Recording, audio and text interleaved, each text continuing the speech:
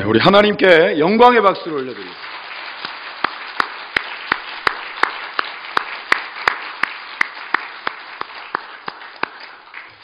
하나님께서 할렐루야 성가대를 통하여서 올려드린 우리의 찬송을 받으신 줄 믿습니다.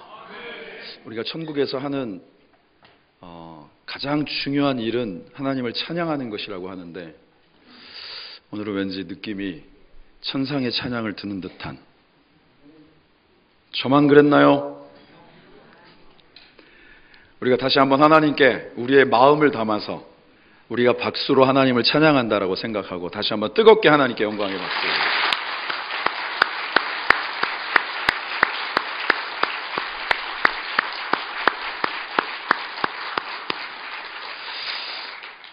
우리가 가지고 있는 모든 것들이 하나님을 찬송하는, 박수로도 목소리로도 우리의 삶으로도 하나님을 찬양하는 삶의 예배가 있기를 다시 한번 주님의 이름으로 축원합니다.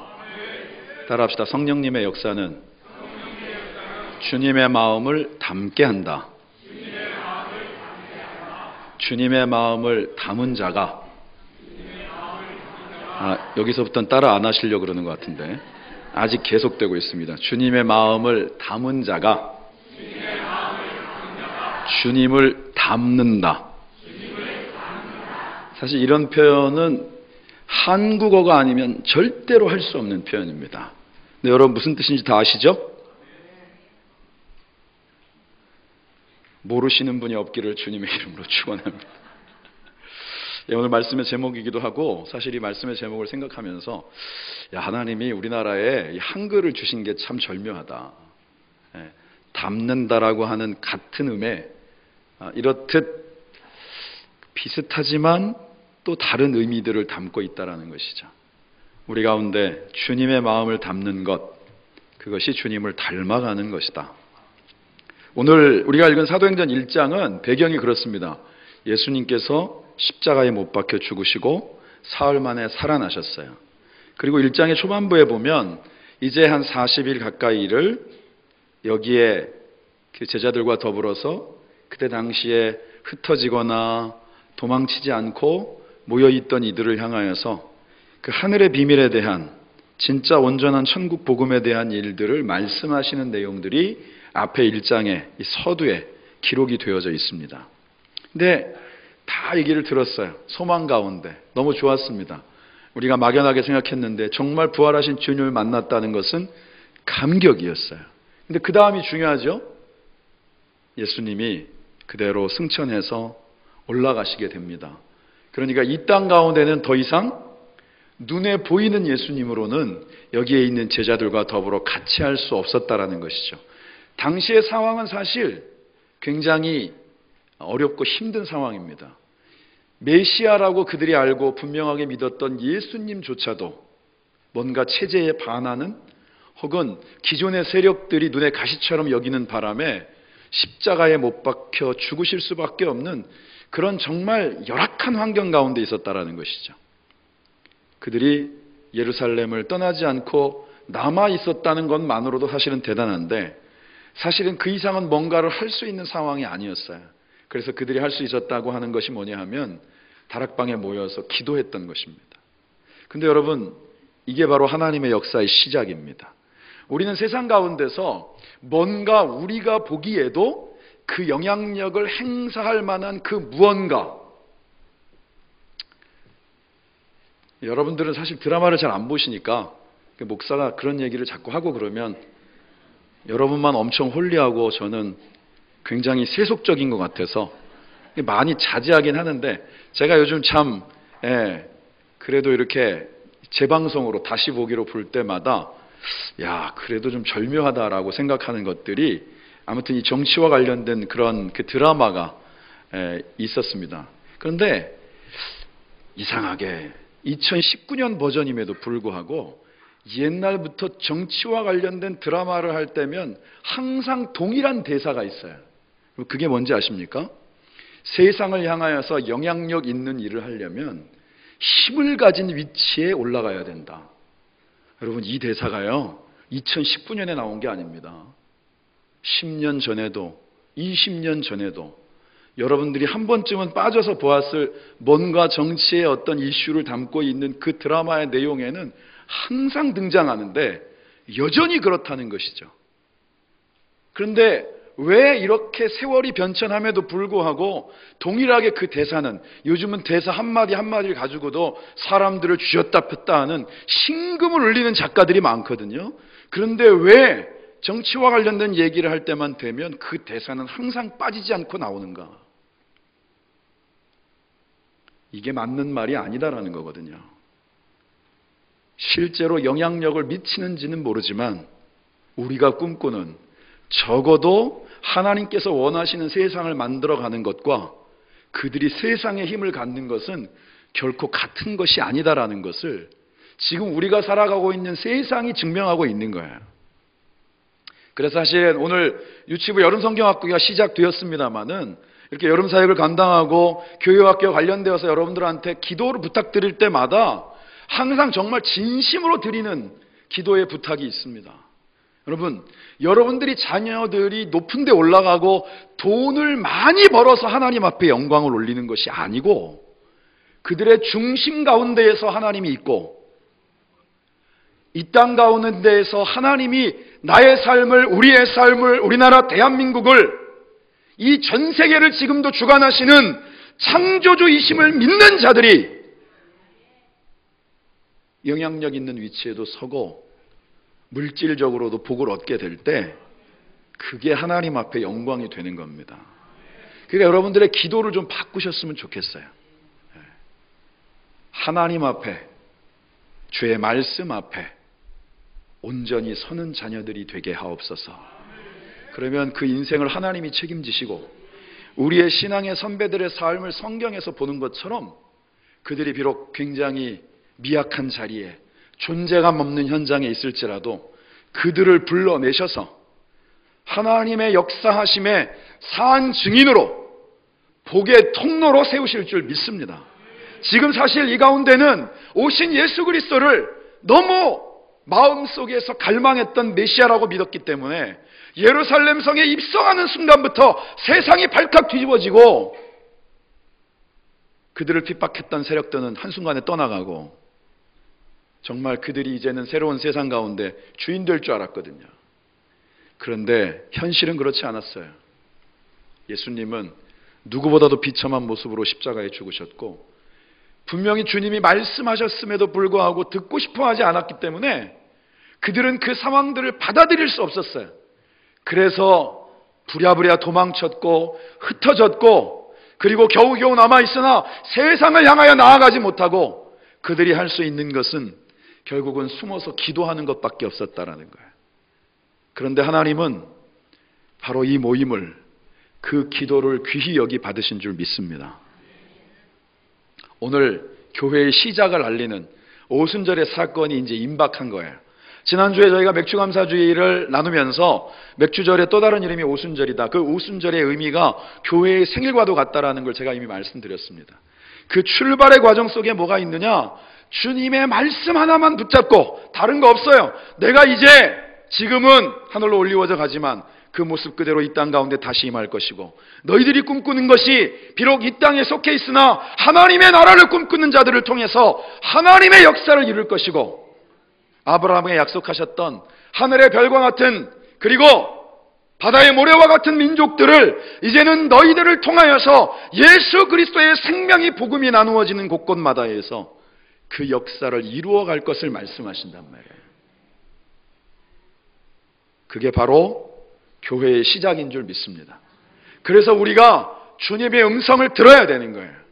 그냥 이렇게 가만히 있다가 하나님께서 무슨 말씀을 하시는 걸 듣는 게 아니라 지금 이 시대에는 하나님께서 우리에게 이 말씀을 주셨으니까 주일날 나와서 하나님 앞에 말씀을 듣는, 제가 설교하지만 하나님의 말씀이 선포되어지는 순간, 그리고 여러분들의 일상을 통하여서 매 주마다 여지없이 빼놓지 않고 여러분들에게 나누어 드리는 이 매일 묵상을 통하여서 적어도 하나님이 나에게 주시는 하나님의 말씀을 분별하여 들을 수 있는 그런 영의 귀가 열려지기를 주님의 이름으로 축원합니다.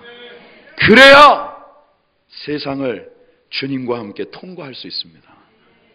삶의 환경과 문제 가운데 흔들림 없이 나아갈 수 있습니다. 너무 자주 말씀드려서 이제는 귀에 못이 박혔다라고 얘기하는 분들이 제 앞에서는 없지만 속으로는 있는 줄 알고 있습니다.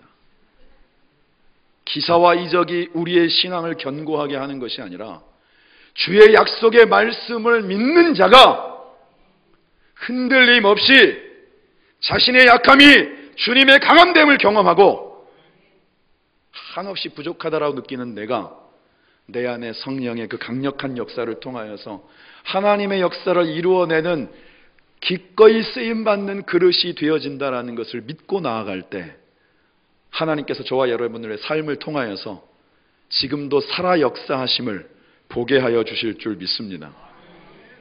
예수님은 떠나셨지만 주님의 약속이 남았어요. 그리고 그 말씀은 1.1획도 남김없이 지금까지도 성취되어졌고 앞으로도 이루어지게 될 줄 믿습니다. 그러니까 누가 뭐라고 해도 대한예수교 장로의 길교회의 성도들은 뭘 믿느냐? 하나님의 약속의 말씀을 믿습니다. 그러한 고백이 있기를 주님의 이름으로 축원합니다. 오늘 말씀 14절에 그들이 다락방에 모여서 했던 일은 다음과 같이 기록되어 있습니다. 14절 여자들과 예수의 어머니 마리아와 예수의 아우들과 더불어 마음을 같이하여 오로지 기도에 힘쓰더라. 마음을 같이하여 기도에 힘쓰더라. 신앙 공동체가 마땅히 해야 될 바가 있다면 바로 여기에 기록되어 있는 것입니다. 마음을 같이하여 우리의 생김새도 다르고 가치관도 다르지만 우리가 하나님 앞에 오직 예수 그리스도를 나의 삶의 진짜 주인으로 인정하는 하나님의 백성들은 마음을 같이하여 우리의 가정을 위해 주님의 몸된 교회를 위해 우리나라 대한민국을 위해 우리의 기도가 필요한 우리의 중보 기도를 통해 하나님께서 세우시기를 원하시는 우리의 사랑하는 지체들을 위해 마음을 같이하여 기도해야 될 줄 믿습니다. 그게 신앙 공동체예요. 여러분 정말 힘들고 어려운 일들이 있을 때 여러분들은 정말 그 힘든 이들을 위해서 뭘 할 수 있습니까? 물질적인 헌신. 제가 필리핀에서 선교사로 있는 동안에 그곳에 사실은 거주하면서 선교하시는 분들 또 단기 선교나 기타 등등의 어떤 이렇게 조인이 되어서 필리핀에 와가지고 이 선교 사역을 감당하시는 분들의 대부분이 빼놓지 않고 하는 사역이 바로 피딩입니다. 다시 말하면 먹을 것을 주는 사역. 그러니까 여러분 필리핀에서는 사실은 사람들을 모으는 일이 그렇게 어렵지 않습니다. 라면 한 봉지, 쌀 한 봉지 각자에게 줄 내용들만 딱 준비되어 있으면 언제든지 사람을 모을 수 있습니다. 여전히 경제적인 상황이 어렵기 때문이겠죠. 그런데 여러분 공교롭게도 그건 누가 불러도 갑니다. 우리가 한국어로 얘기하면 저기는 이단인데 그런 거 상관없습니다. 그러니까 피딩이라고 하는 것은 그 음식을 나누어 준다라고 하는 것 이상의 의미들을 갖지 못합니다. 물론 그것이 없으면 하루를 살아가기에 힘든 분들에게는 참 귀한 것들인 건 맞습니다. 그런데 중요한 건 진짜 그 영혼 가운데 그들의 삶을 향한 하나님의 계획이 그리고 무엇보다 기꺼이 그 영혼을 위해서 십자가를 감당하신 그리스도의 사랑이 나누어지지 않으면 결국은 그 한 줌의 쌀이 그 한 끼 이상의 의미들을 갖지 못한다라는 것입니다. 사실 필리핀 예를 들었습니다만 성경은 우리에게 우리의 신앙의 선배들의 삶도 다르지 않았다라고 얘기합니다. 우리가 출애굽기의 말씀을 오랜 시간 새벽 어떤 이 예배를 통하여서도 나누고 공예배 가운데에서 같이 나눌 수 있는 기회가 있었는데 사실 광야의 여정은 먹는 문제, 마시는 문제 때문에 불평불만한 거예요. 물론 뜨거운 떼약볕도 힘들었고 가는 여정도 한치 앞을 알지 못하는 상황이기 때문에 그 막막함이 많은 두려움을 가져다 줬지만 불평불만의 대부분의 요소는 목이 마릅니다. 배가 고픕니다. 그래서 육신을 갖고 있는 사람들은 매일 먹어야 되는구나. 너무나도 적나라하게 그걸 보여주고 있는 거예요. 오죽했으면 예수님께서 우리에게 기도의 모범을 가르쳐 주시면서 일용할 양식을 위해서 기도하라고 말씀하셨겠습니까? 우리에겐 분명 먹는 것이 필요합니다. 그런데 주님은 또 우리에게 분명하게 말씀하십니다. 사람이 떡으로만 사는 것이 아니다. 우리의 육신의 삶은 분명히 입으로 들어가는 먹는 것, 그 호구지책이 필요하지만 우리의 영이 하나님 앞에서 정말 온전히 살아가는 것은 하나님의 약속의 말씀을 먹지 않으면, 이 땅 가운데 태초에 말씀이 계셨고 그 말씀이 우리 가운데 육신으로 오신 예수 그리스도, 그 말씀을 먹지 않으면 우리의 영은 제대로 건강한 체질로 살아갈 수 없다라는 것을 주님은 또한 우리에게 말씀하고 계십니다. 오늘 우리에게 이 예배를 허락하신 이유, 주의 그 영의 양식을 우리가 제대로 먹고 있는지를 점검하도록 하시기 위함인 줄 믿습니다. 세상에서는 잘 먹고 잘 입는 것, 때마다 뭔가 거르지 않고 특별식도 좀 먹고 여행 가서도 먹고 캠핑 가서도 먹는 것들이 중요하다라고 얘기하지만, 하나님께서 우리에게 허락하시는 양식은 사실은 매일 먹어야 되는 거예요. 맛이 있느냐 없느냐를 따질 문제가 아니라는 것입니다. 이것은 영적 생명과 그 생명의 생존에 대한 문제이다. 반년이 훨씬 지났음에도 불구하고, 매일 묵상을 매일처럼 여러분들에게 나눠드림에도 불구하고 다시 한번 하나님의 말씀 앞에 나의 삶을 스스로 세우고자 하는 그러한 결단과 헌신이 있는지를 오늘 이 예배 가운데 다시 한번 우리가 점검할 수 있는 은혜가 있기를 주님의 이름으로 축원합니다. 하나님의 약속의 말씀이 보다 더 견고함으로 우리 가운데 믿어지고 흔들림 없이 가려면 반드시 기도가 필요한 것입니다. 그래서 오늘 말씀도 오로지 기도에 힘썼더라 라고 말씀하는 거예요. 오로지라고 하는 말은 끊임없이 흔들림 없이 기도했다라는 겁니다. 그럼 어떻게 지속해서 기도할 수 있는가? 첫 번째는 약속의 말씀이 믿어져야 되는 것이고, 우리의 기도를 우리의 인위적인 공력이 아닌 성령의 인도하심을 따라 기도해야 되는 거예요. 로마서의 말씀 8장 26절을 같이 한번 읽겠습니다. 자, 시작.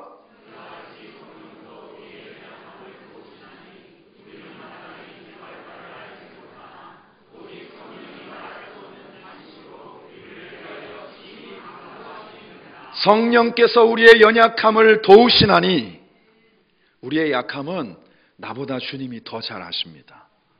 때로는 우리가 기도할 바를, 어떠한 기도, 중언부언하지 않는 기도, 우리의 세상적인 욕심에 얽매이지 않는 기도, 하나님의 나라와 의를 구하는 기도에 대해서 우리가 감히 그 방향을 찾지 못할 때 성령께서, 이미 우리 안에 와 계신 그분이 우리가 마땅히 어떻게 기도해야 될지를 알려주신다라고 말씀하는 거예요. 그렇기 때문에 여러분, 기도의 자리가 중요한 것입니다. 성령의 인도하심을 받는다는 것은 바로 주의 약속의 말씀이 우리 가운데 살아 역사함을 경험하는 것입니다. 그래서 우리를 그 약속 가운데 확신으로 서게 하시고 주님과 더불어서 또 한 걸음을 내디딜 수 있도록 우리 가운데 힘주시는 줄 믿습니다. 바로 그러한 출발이 사도행전 2장에 바로 초대교회의 출발로 나타납니다. 그들이 모여서 기도하고 있었는데 성령이 불같이 임했습니다. 3절의 말씀, 사도행전 2장 3절은 이렇게 기록하고 있습니다. 마치 불의 혀처럼 갈라지는 것들이 그들에게 보여 각 사람 위에 하나씩 임하여 있더니, 그들이 모여 있는 곳이 성령으로 충만해진 거예요. 그들이 두려움에 떨며 그들이 알 수 없는 미래를 놓고 그저 주님 앞에 매어 달렸는데 성령께서 역사하시니 그들의 마음 가운데 이제는 두려움이 아니라 담대함을 주시고, 그들이 이 방에 모여서 이렇게 숨어 지내는 것이 아니라 그들이 마땅히 해야 될 바가 무엇인지를 정확하게 알려주시고 세상을 향하여 나아가게 하십니다. 우리 사도행전 2장 4절의 말씀 같이 한번 읽어보겠습니다. 자, 시작.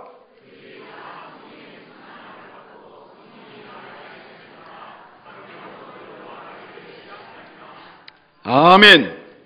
갑자기 각국의 언어들로, 각 지역의 언어들로 예수 그리스도의 복음을 증거하기 시작했어요. 사람들은 왜 이 순간 외국어 능력만 부러워할까요? 시골 촌부였던 이들이 모든 두려움을 거두어내고 어디서 오는, 요즘 그런 표현은 요즘은 잘 안 씁니다만 과거에는 그런 게 있었습니다. 어디서부터 오는 자신감인가. 그런데 그저 막연한 것들이 아니라 성령의 역사를 통하여서 오시는 그 하나님의 강력한 역사가 그들로 하여금 문을 열어젖히고 세상을 향하여 나아갈 수 있는 힘을 주셨습니다. 그게 바로 성령의 역사인 줄 믿습니다. 신앙생활은 한마디로 말하면 전적인 성령님의 역사입니다.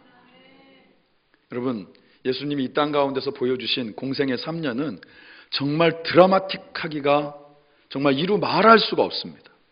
처음에는 세상에 사람들이 그 존재감 없는 곳이라고, 설마 거기서 메시아가 날까라고 하는 곳에서 태어나신 것도 정말 어처구니가 없는데 말 구유에 누이셨어요.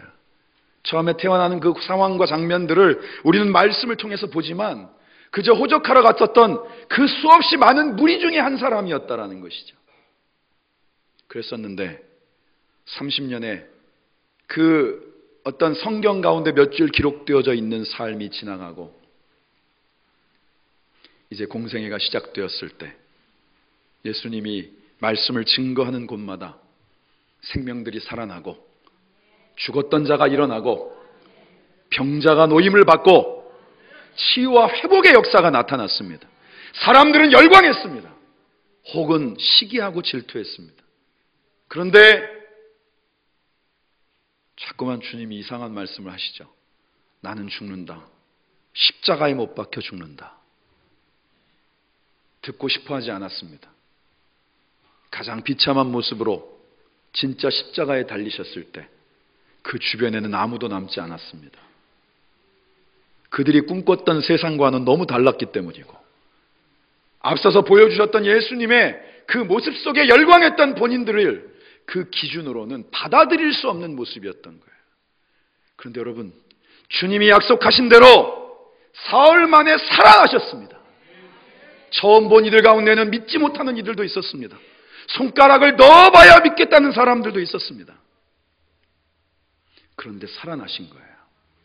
부활하신 주님이 제자들을 찾아가시는 순간 베드로가 코가 쭉 빠져서 자신의 고향에서 물고기를 낚는 건지 물을 낚는 건지 세월을 낚는 건지 모르면서 한숨 쉬며 고기잡이 하고 있을 때 주님이 베드로를 만나주셨고 그를 불러주셨고, 그저 무기력한 모습으로 삶을 마감할 수밖에 없었던 그 인생이 이제는 세상 가운데서 그 누구보다 담대하게 그리스도의 복음을 증거하고 그로 말미암아 하루에도 몇천 명씩 주님 앞으로 돌아오는 은혜의 역사를 이루셨어요. 도대체 어떤 삶이 이럴 수 있습니까? 이건 롤러코스터도 정도가 있어야 될 거 아닙니까? 우리는 그 모든 한편의 드라마를 이미 다 알고 있기 때문에 그 다음에 상황들이 이럴 것이고 그 다음에 상황들이 이럴 것을 알고 있기 때문에 담담하게 보지만, 막상 그 시대를 주님과 함께 살아갔던 우리의 믿음의 선배들은 도대체 종잡을 수가 없었던 거예요. 인간의 눈으로만 예수님 바라봐 가지고는 좋았다가 절망의 나락으로 떨어졌다가 어느 순간 믿을 수 없는 모습을 바라보다가 혹시 이것도 곧 사라질 행복이 아닐까, 이런 두려움을 갖지 않았겠습니까? 우리가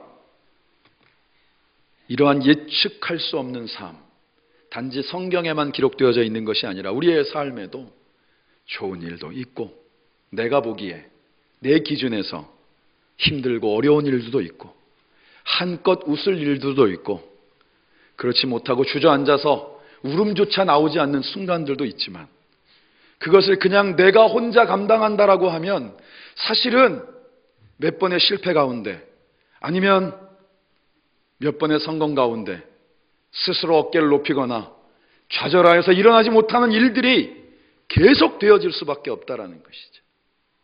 그런데 주님은 우리에게 드라마틱한 삶을 약속하신 게 아니라 하나님의 신실하신 약속을 허락하셨어요. 우리가 보기에 좋은 것이 아니라, 우리가 보기에 절망스러운 환경이 절망스러운 것이 아니라 지금도 주님은 우리와 함께 하시고 우리 곁을 떠나지 아니하시고 세상 끝날까지 저와 여러분들과 함께 하신다라고 우리에게 약속하셨고 지금도 우리 가운데 그 약속을 이루어가고 계시는 줄 믿습니다. 우리가 성령에 충만하다라고 하는 것은 바로 그러한 주님의 약속을 확신하는 것입니다. 그 확신이 있을 때 우리는 흔들림 없이 기꺼이 하나님의 사역 가운데 나를 써달라고 고백할 수 있는 거예요. 여러분, 마라나타 찬송, 사실은 이 마라나타의 고백을 초대교회 우리의 믿음의 선배들이 했을 때는 굉장히 절절한 고백입니다. 그들이 살아가는 삶의 환경이 언제든지 생명을 걸어야 했기 때문에 주님, 우리가 감당하는 것들 가운데 두려움 없이 주님 온전히 약속과 그 우리에게 허락하신 말씀을 신뢰함으로 나아갈 수 있는 담대함을 주옵소서. 주님, 우리에게 약속하신 대로 주여 오시옵소서. 그게 그들의 삶을 지탱해 갈 수 있는 진짜 능력이 되었던 것입니다. 저와 여러분들도 주님의 다시 오심을 갈망하기를 소망합니다. 그거는 세상의 종말론자들처럼 주님의 오심을 기다리는 게 아니죠.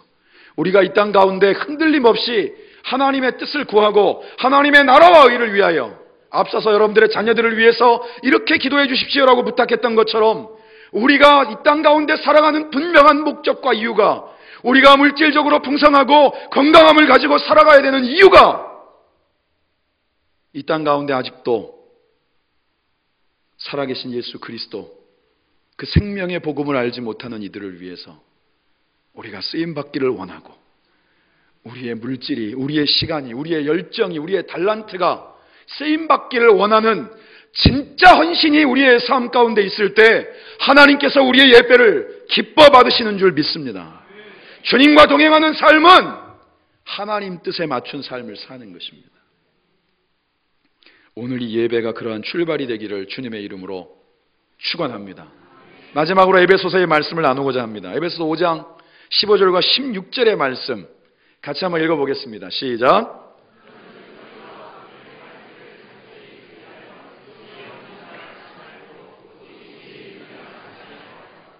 자, 지혜 있는 자는 어떤 사람이냐?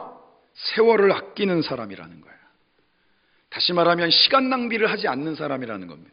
근데 여러분, 공교롭게 이 말씀의 연결선상에서 우리가 너무 잘 알고 있는 말씀이 나옵니다. 5장 18절 같이 한번 읽어보겠습니다. 5장 18절입니다. 시작. 이는 방탕한 것이니 오직 성령으로 충만을 받으라. 아멘. 술 취함의 논란은 오늘 이 자리에서 다 끝낼 수 있기를 주님의 이름으로 축원합니다. 예수 믿는 사람들은 술 먹으면 안 되냐? 어디 성경에 술 먹지 말란 말이 있냐? 술 취하지 말란 말 찾아드렸습니다. 제가 저건 취하지 말란 말이지 먹지 말란 말이 아니지 않냐? 제가 이 얘기를 40년 넘게 듣고 있습니다. 아마 주님 오실 때까지 끝나지 않을 것 같긴 합니다. 물론 성경은 우리가 주의 전이다, 우리가 주의 성전이다, 그러니까 여기다가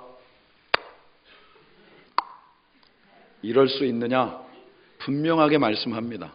그런데 여러분, 그거보다 더 분명한 이유를 말씀드리면, 오늘 앞서서 우리가 읽어드린 5장 15절과 16절의 말씀에 이미 우리에게 언급하는 것처럼 세월을 아끼는 자가 지혜 있는 자인데 술 취하는 것은 방탕한 것이다라고 말씀하고 있어요. 무슨 뜻입니까? 시간을 낭비한다는 뜻입니다. 하나님이 주도하시고 그리스도가 주도하시고 성령의 이끌림 받은 삶을 살아야 되는 저와 여러분들이 술에 취해서 세상의 생각과 나의 육신의 욕망 가운데 살아가는 순간들이, 그것이 하나님 보시기에 세월을 낭비하는 방탕한 것이다라고 말씀하고 있는 거예요. 여러분, 이보다 더 분명한 이유가 필요합니까? 우리의 삶이 그리스도로 말미암아 하나님의 자녀로서의 이 놀라운 은혜를 얻었다라는 것은 우리의 삶을 통해 하나님이 하실 분명한 목적과 이유가 있다라는 뜻입니다. 저와 여러분들의 시간을 세상의 논리로 낭비하지 마십시오. 오히려 우리에게 말씀하기를 성령의 인도하심, 성령의 충만함을 받으라고 말씀하는 거예요. 성령이 역사하시면 우리는 하나님의 뜻 가운데 서게 될 줄 믿습니다. 성령이 역사하시면 우리가 마땅히 해야 될 바, 우리가 마땅히 하나님의 나라와 의를 위해서 우리의 삶의 현장 가운데 해야 되는 일들을 분명히 보여주실 줄 믿습니다. 그게 바로 성령 충만함의 삶입니다. 성령 충만함은 전적인 하나님의 주도하시는 삶을 사는 것입니다. 우리 마지막으로 갈라디아서 5장 22절과 23절을 읽습니다. 자, 시작. 오직 성령의 열매는 사랑과 희락과 화평과 오래 참음과 자비와 양선과 충성과 온유와 절제니 이 같은 것을 금지할 법이 없느니라. 아멘. 성령님은 나만 변화시키는 게 아니라 나를 통하여 다른 이들을 변화시킵니다. 성령의 열매로 나와 있는 이 9가지 열매들은 공교롭게 나를 통하여 다른 이들, 다른 영혼들을 향하여서 감당케 하시는 관계 속에 나타나는 것들을 말씀하는 거예요. 사랑도 희락도 화평도 오래 참음도 자비의 양손도 충성과 온유와 절제도 바로 나로 말미암아 함께하고 있는 사람들을 향하여서 주시는 하나님의 세밀하신 역사와 관련되어 있다는 것입니다. 예수 믿는 사람들은 나 혼자, 나만, 나 이러면서 사는 사람들이 아닙니다. 우리는 내 안에 예수를 그리스도로 영접한 순간부터 그러한 삶을 살 수 없는 존재로 하나님께서 부르신 거예요. 오늘 이 자리가 그러한 분명한 하나님의 뜻 가운데에서의 출발이 되어지기를 주님의 이름으로 축원합니다. 성령의 충만함을 입어 하나님의 부으심의 은혜가 여러분들을 통하여 여러분들 뿐만이 아니라 함께한 모든 사람들에게 넘치도록 흘러가는 하나님의 온전한 복의 통로가 되어지시기를 주님의 이름으로 축원합니다. 성령님의 역사는 바로 그 주님의 마음을 우리 가운데 담게 하셔서 우리를 통하여서 머무르지 아니하고 예수님 닮은 자들처럼 이 땅 가운데 어느 곳이든 주의 복음이 필요한 이들을 향하여서 내가 서 있는 삶의 현장이 그러한 생명의 복음과 주의 역사와 은혜와 사랑을 나누는 현장이 되게 하실 줄 믿습니다. 저희가 12주를 사실 많은 성도들 중에는 12주가 지난주도 모른 채 달려온 전도 축제의 기간이었지만 정말 많은 영혼들을 하나님께서 보내주셨습니다. 하나님이 아니면 할 수 없는 일들입니다.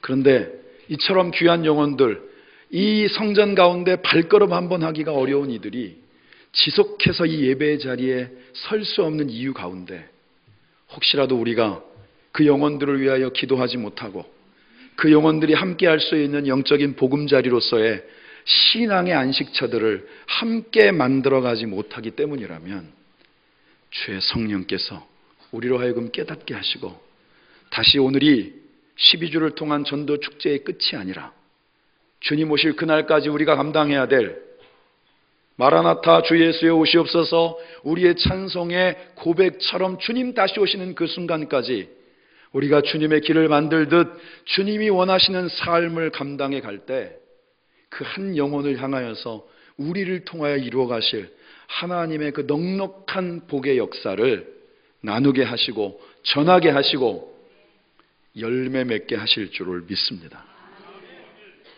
주님으로 말미암아 다시 출발하는 그런 귀한 시작이 되어지시기를 주님의 이름으로 축원합니다. 기도하겠습니다. 하나님 감사합니다. 하나님 감사합니다. 오늘 우리에게 구별하여 하나님 앞에 예배 드릴 수 있게 하신 것 감사합니다. 주님의 약속의 말씀 위에 서게 하신 것 감사합니다. 하나님 믿음으로 기도하게 하신 것 감사합니다. 우리가 이 땅 가운데 하나님의 복의 통로로 복의 그릇으로 온전히 쓰임받을 존재임을 다시 한번 확신케 하심에 감사를 드립니다. 나의 삶이 하나님 앞에 드려지는 온전한 제물이기를 원합니다. 우리의 삶의 헌신이 하나님이 기뻐 받으시는 예물 되게 하옵소서. 나를 통해 이루어 가실 하나님의 역사를 우리가 기대하며 기도하게 하옵소서. 우리의 가정과 우리의 삶의 처소와 주님의 몸된 교회와 이 나라 대한민국을 위하여 우리가 기도를 심을 때 지금도 살아 역사하시는 하나님의 분명하신 증거가 우리의 기도를 통하여 이 땅 가운데 이루어지는 놀라운 일들을 날마다 경험하며 나누는 하나님의 귀한 복의 통로가 되게 하옵소서. 예수님의 거룩하신 이름으로 기도드립니다. 아멘.